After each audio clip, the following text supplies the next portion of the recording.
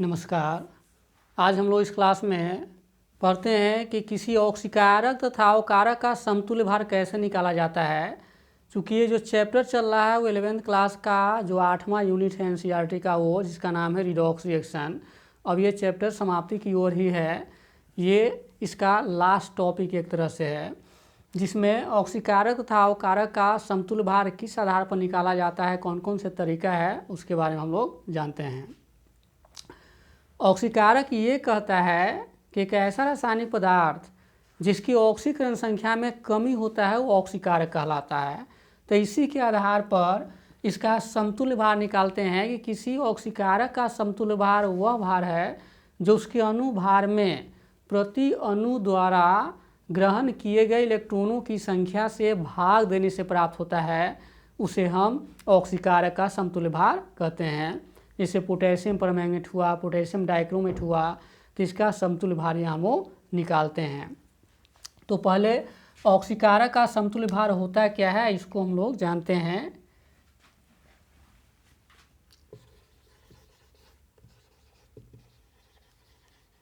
Equivalent weight of an oxidising agent.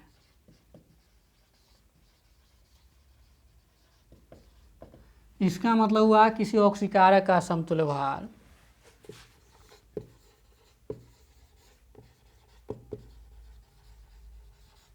The equivalent weight of an oxidising agent is the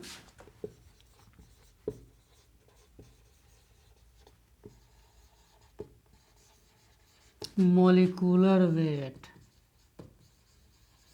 divided by the number of electrons which one molecule gains in the reaction। ये ऑक्सीकारक का समतुल्य भार का ये definition हुआ। ये कहता है equivalent weight of an oxidising agent, अर्थात ऑक्सीकारक का समतुल्य भार। The equivalent weight of an oxidising agent is the molecular weight divided by the number of electrons which one molecule gains in the reaction.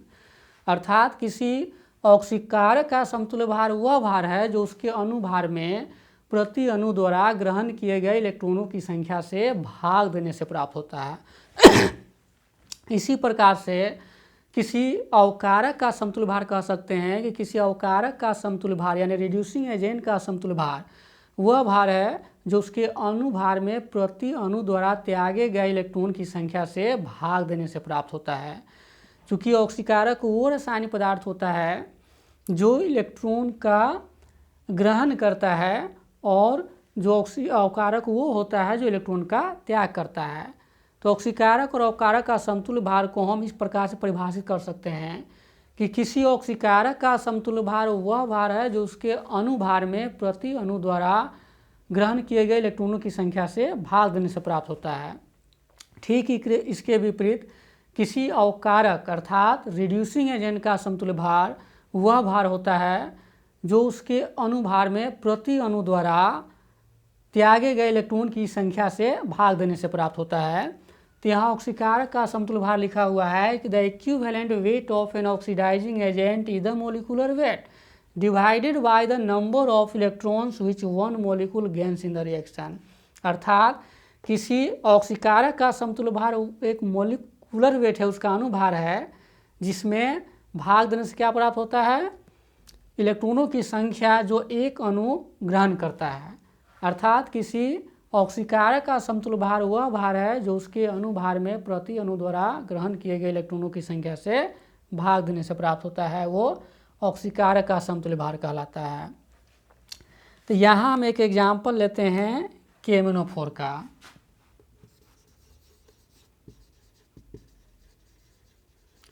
equivalent weight of KMnO4 ये potassium permanganate एक प्रमुख ऑक्सीकारक होता है। तो इसका समतुल्य भार निकालते हैं, ये एग्जाम्पल में हम इसको ले सकते हैं। तो यहाँ जो पोटेशियम परमैंगनेट है, ये अम्लीय माध्यम में ये परमैंगनेट आयन Mn+2 आयन प्रदान करता है। तो पहले इसका हम आयनिक इक्वेशन लिखते हैं। ये MnO4 माइनस ये आपको Mn+2 आयन प्रदान करता है अर्थात ये ऑक्सीकारक इसमें ऑक्सीकृत हो जाता है। तो ये परमैंगनेट आयन है और ये Mn+2 आयन प्रदान करता है। तो अम्लीय माध्यम में पोटेशियम परमैंगनेट जो मैग्नेट आयन है, परमैंगनेट आयन है, वो Mn+2 आयन प्रदान करता है। तो यहाँ पहले इस आयनिक इक्वेशन को हम बैलेंस करते हैं और इलेक्ट्रॉन की संख्या को पता लगाते हैं कि इस अभिक्रिया में कितना इलेक्ट्रॉन को ग्रहण करता है। तो यहाँ पहले हम क्या करेंगे कि ऑक्सीजन का संतुलन करेंगे। चूँकि ऑक्सीजन को संतुलित करने के लिए जल जोड़ दिया जाता है, तो यहाँ 4 गो ऑक्सीजन है, तो यहाँ हम 4 वाटर को यहाँ हम इधर ऐड करते हैं। अब ऑक्सीजन को संतुलित करने के बाद यहाँ हाइड्रोजन का बैलेंसिंग करते हैं। तो यहाँ 4 दूना 8 हाइड्रोजन है, तो यहाँ 8H+ ऐड कर देते हैं। चूँकि हाइड्रोजन को संतुलित करने के लिए हाइड्रोजन आयन H+ आयन को जोड़ते हैं और ऑक्सीजन को संतुलित करने के लिए वाटर को जोड़ते हैं। तो ये ऑक्सीजन भी बैलेंस हो गया और यहाँ हाइड्रोजन भी बैलेंस हो गया। अब यहाँ आयन का संतुलन करेंगे। तो आयन का संतुलन करने के लिए इलेक्ट्रॉन की संख्या को हम जोड़ते हैं। तो यहाँ 8+ है और 1 माइनस है, तो यहाँ 7+ हुआ और इधर 2+ है, तो यहाँ 5 गो माइनस हम जोड़ेंगे, तो A+5 भी हो गया। यहाँ 5 इलेक्ट्रॉन को हम यहाँ जोड़ दिए हैं। पुनः इसको एक बार समझ लेते हैं कि जो परमैंगनेट आयन है Mn+2 आयन प्रदान करता है। अब इसको हम आयनिकली लिख दिए, तो अब इसको बैलेंस करते हैं। तो यहाँ बैलेंस करने के लिए कहता है कि ऑक्सीजन को संतुलित करने के लिए वाटर जोड़ दिया जाता है। जब वाटर जोड़ते हैं तो वहाँ हाइड्रोजन की संख्या बढ़ जाता है, तो हाइड्रोजन को संतुलित करने के लिए H+ आयन जोड़ देते हैं। फिर आयन को संतुलित करने के लिए इलेक्ट्रॉन को जोड़ा जाता है, फिर इलेक्ट्रॉन को संतुलित करने के लिए उसी संख्याओं से गुना किया जाता है। तो यहाँ जो परमैंगनेट आयन यहाँ Mn+2 आयन देता है, तो यहाँ हम देख रहे हैं कि यहाँ 4 गो ऑक्सीजन है, तो इस 4 गो ऑक्सीजन को बैलेंस करने के लिए यहाँ हम 4 गो वाटर जोड़े हैं। तो यहाँ हाइड्रोजन की संख्या बढ़ गया, 8 हाइड्रोजन हो गया, तो हाइड्रोजन को संतुलित करने के लिए H+ आयन ऐड किए हैं, तो यहाँ हाइड्रोजन 8H+ आयन हो गया। अब फिर यहाँ आयन का बैलेंसिंग है कि यहाँ 8+ और 1 माइनस है, तो यहाँ 7+ है और इधर 2 ही प्लस है, तो यहाँ 5+ इधर ज़्यादा है, तो यहाँ 5 इलेक्ट्रॉन यहाँ ऐड हो गया। अब ये रिएक्शन पूरी तरह से बैलेंस है। तो अब जब इसका इक्विवेलेंट वेट हम निकालेंगे,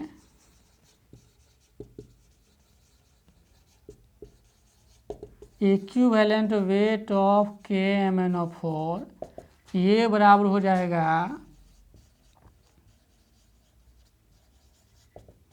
मॉलिक्यूलर वेट ऑफ KMnO4 और बटे कितना हो जाएगा, 5 हो जाएगा। चूँकि यहाँ 5 इलेक्ट्रॉन को ये ग्रहण करता है। चूँकि ये परिभाषा में कहता है किसी ऑक्सीकारक का समतुल्य भार वह भार है जो उसके अणुभार में प्रति अणु द्वारा ग्रहण किए गए इलेक्ट्रॉनों की संख्या से भाग देने से प्राप्त होता है। तो यहाँ पोटेशियम परमैंगनेट का जो मॉलिक्यूलर वेट होगा उसे हम 5 से डिवाइड कर देंगे, तो इसका समतुल्य भार आ जाता है। तो यहाँ इसका पोटेशियम का होता है आपको 39 यानी कि 39 होगा। ये मैग्नीज का आपको 55 होता है एटॉमिक वेट, और ऑक्सीजन का यहाँ हो गया 16 गुने 4 और ये 5 इसमें डिवाइड हो जाएगा। इसको ऐड कर देंगे और इसमें हम 5 से भाग दे देंगे। 14 3 14 और 1 15। तो ये इसका इक्विवेलेंट वेट आपको आ गया यहाँ 31.6 आ गया ये। तो ये ऑक्सीकारक जो KMnO4 है, पोटेशियम परमैंगनेट है, उसका यहाँ समतुल्य भार निकल जाता है। पुनः एक बार हम जान ले कि ये कहता है कि किसी ऑक्सीकारक का समतुल्य भार वह भार है जो उसके अणुभार में प्रति अणु द्वारा ग्रहण किए गए इलेक्ट्रॉन की संख्या से भाग देने से प्राप्त होता है। अर्थात ऑक्सीकारक वो रासायनिक पदार्थ होता है जो इलेक्ट्रॉन को ग्रहण करता है। तो यहाँ अम्लीय माध्यम में पोटेशियम परमैंगनेट का जो ये परमैंगनेट आयन है Mn+2 आयन प्रदान करता है, इसको हम आयनों के लिए बैलेंस किए हैं। अब यहाँ 5 जो इलेक्ट्रॉन है इसके अनुभार में हम 5 से भाग दे दिए हैं, तो इसका इक्विवेलेंट वेट निकल गया, अर्थात समतुल्य भार निकल गया पोटेशियम परमैंगनेट का। तो यहाँ फिर हम निकालते हैं पोटेशियम डाइक्रोमेट का समतुल्य भार।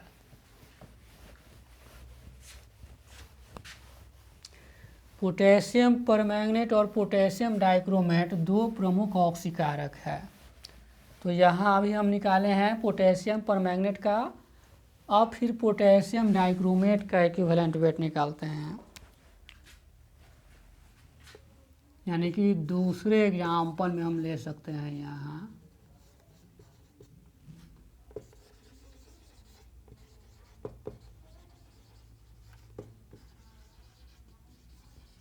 इक्विवेलेंट वेट ऑफ K2Cr2O7 अर्थात पोटेशियम डाइक्रोमेट का समतुल्य भार।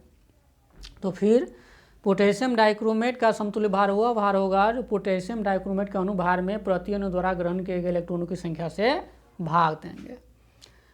तो यहाँ ये जो डाइक्रोमेट आयन है ये अम्लीय माध्यम में ये Cr2O7 जो डाइक्रोमेट आयन है ये ट्वाइस Cr+3 अर्थात ये क्रोमिक आयन प्रदान करता है अम्लीय माध्यम में। अब इस आयनिक समीकरण को हम पहले बैलेंस करते हैं इलेक्ट्रॉन की संख्या को पता लगाने के लिए कि ये कितना इलेक्ट्रॉन को ग्रहण करता है। ये डाइक्रोमेट आयन है जो Cr+3 आयन प्रदान करता है। यहाँ 2 क्रोमियम है तो यहाँ 2 दिया गया है। अब यहाँ देखते हैं बैलेंस करके, यहाँ ऑक्सीजन को संतुलित करने के लिए वाटर जोड़ दिया जाता है। तो यहाँ 7 गो ऑक्सीजन है तो यहाँ हम 7 गो वाटर जोड़ते हैं, ऑक्सीजन बैलेंस हो गया। अब फिर हाइड्रोजन की संख्या बढ़ गया तो अब हाइड्रोजन का बैलेंसिंग होगा, और हाइड्रोजन का बैलेंसिंग करने के लिए H+ आयन को जोड़ते हैं। तो यहाँ 14 गो हाइड्रोजन इधर है तो ये आपको 14 H+ आयन इधर ऐड हो जाएगा। अब हाइड्रोजन बैलेंस हो गया। अब यहाँ आयन को बैलेंसिंग करते हैं, यहाँ 14+ और 2 माइनस है तो 12+ हुआ इधर, और इधर 3 दूना 6+ है तो 6+ है इधर 12+ है, तो यहाँ 6 इलेक्ट्रॉन ऐड होगा। पुनः इसे एक बार हम लोग देख लें कि अभी हम लोग निकाल रहे हैं पोटेशियम डाइक्रोमेट का समतुल्य भार। तो पोटेशियम डाइक्रोमेट का जो डाइक्रोमेट आयन है वो Cr+3 आयन प्रदान करता है अम्लीय माध्यम में। तो यहाँ फिर इसको हम बैलेंस करते हैं, यहाँ 7 ऑक्सीजन है तो ऑक्सीजन को बैलेंसिंग करने के लिए वाटर जोड़ देते हैं। तो यहाँ 7 ऑक्सीजन है तो यहाँ 7 वाटर मॉलिक्यूल इधर ऐड किए हैं। अब फिर हाइड्रोजन बढ़ गया तो यहाँ 7 में 14 हाइड्रोजन हो गया, तो फिर हाइड्रोजन को संतुलित करने के लिए H+ आयन को जोड़ दिया जाता है। तो यहाँ 14 को हाइड्रोजन है तो 14 H+ आयन ऐड हो गया। फिर अब आयन का संतुलन, तो यहाँ आयन का कैलकुलेशन करते हैं, यहाँ 14+ और 2 माइनस है तो ये 12+ हो गया, और इधर 3 दूना 6+ है तो इधर 6+ है इधर 12+ है। तो 12+ को हमको 6 माइनस करना होगा तो हम 6 इलेक्ट्रॉन जोड़े हैं। 6 इलेक्ट्रॉन जोड़ने का मतलब हुआ कि हम 6 माइनस जोड़ रहे हैं। अब ये बैलेंस हो गया पूरी तरह से। अब यहाँ कितना इलेक्ट्रॉन ग्रहण कर रहा है, ये 6 इलेक्ट्रॉन ग्रहण कर रहा है। तो यहाँ पोटेशियम डाइक्रोमेट का जो समतुल्य भार होगा, पोटेशियम डाइक्रोमेट के अनुभार में हम 6 से भाग देंगे तो वो उसका समतुल्य भार निकलेगा। यहाँ पर लिखेंगे, इसलिए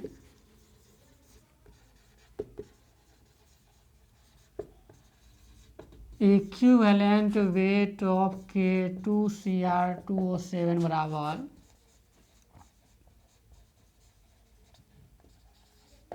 मोलिकुलर वेट बटे 6। तो यहाँ पोटेशियम डाइक्रोमेट का K2Cr2O7 का 39 × 2, चूँकि 2 पोटेशियम है, क्रोमियम का आपको 52 होता है तो 2 और प्लस ये 16 × 7 बटे 6 हो जाएगा।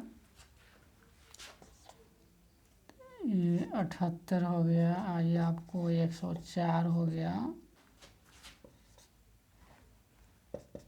अब इसमें हम कितना से 6 से डिवाइड करेंगे।